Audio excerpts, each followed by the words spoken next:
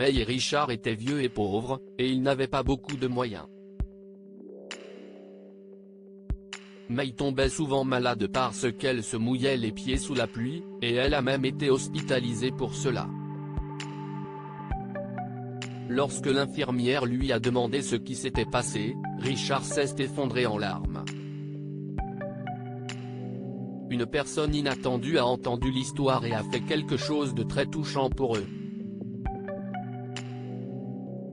Richard était assis à côté du lit d'hôpital de sa femme et se lamentait sur sa situation. Ils avaient été mariés pendant plusieurs décennies, mais ils n'avaient jamais eu d'enfant, et maintenant, ils vivaient tous les deux de leur pension.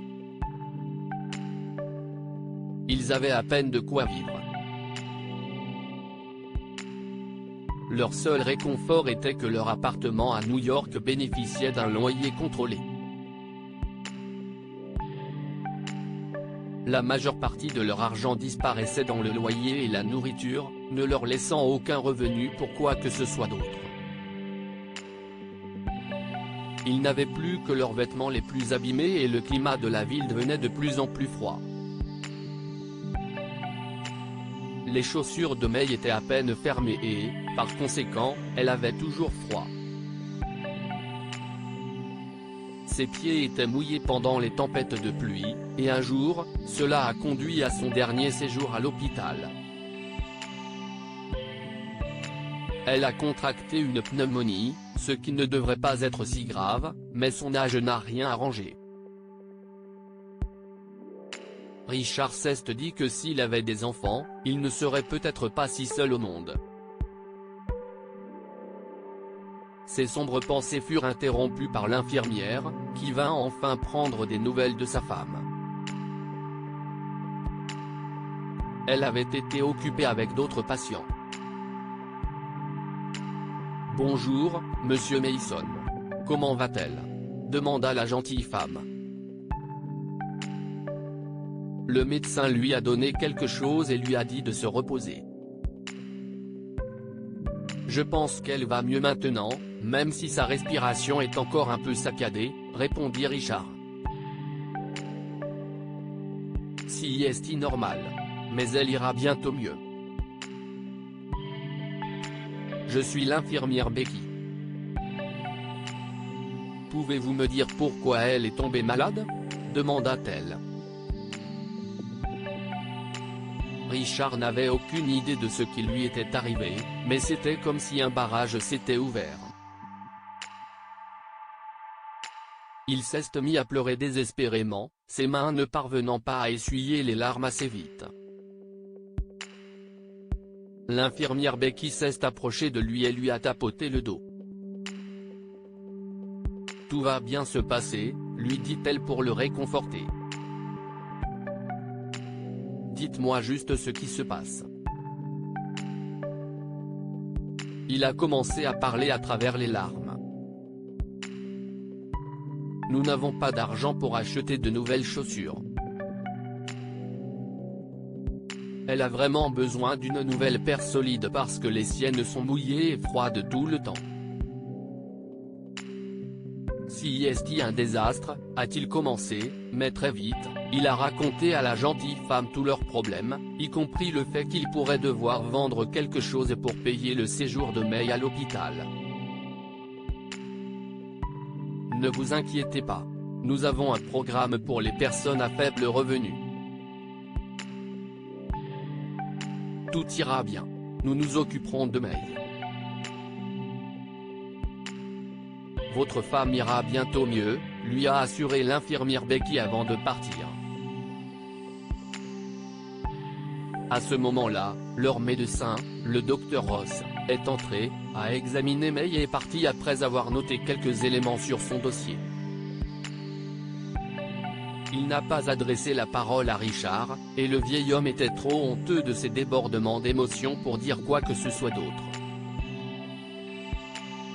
S'effondrer devant l'infirmière était déjà assez grave. Le médecin n'avait pas besoin de connaître ses inquiétudes.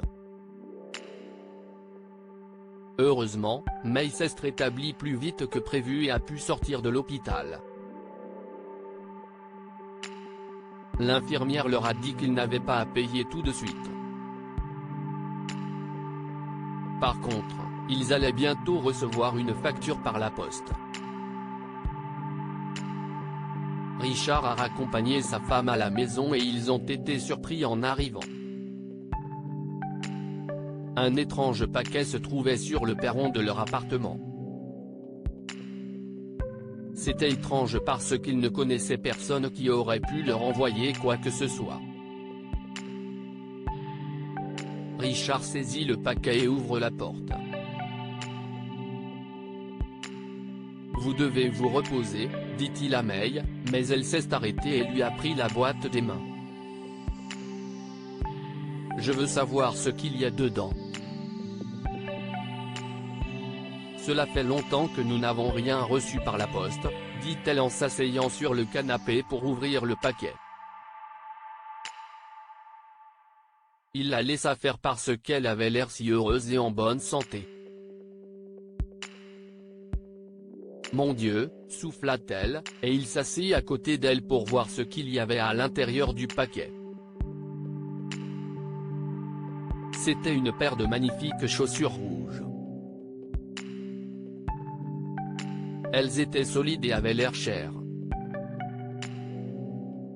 « Elles sont incroyables. Mais qui m'enverrait des chaussures ?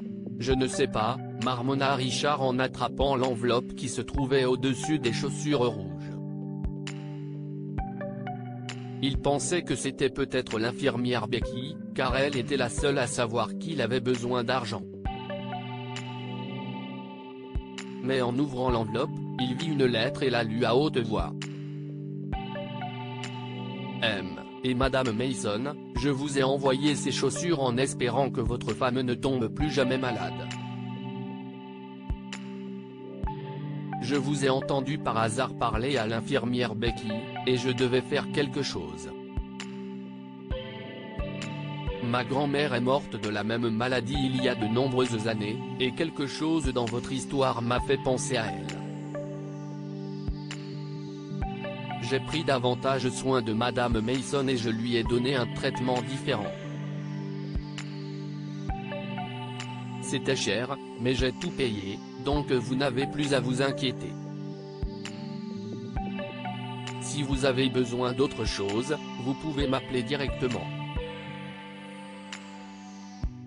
Nous devons tous nous entraider de temps en temps, n'est-ce pas?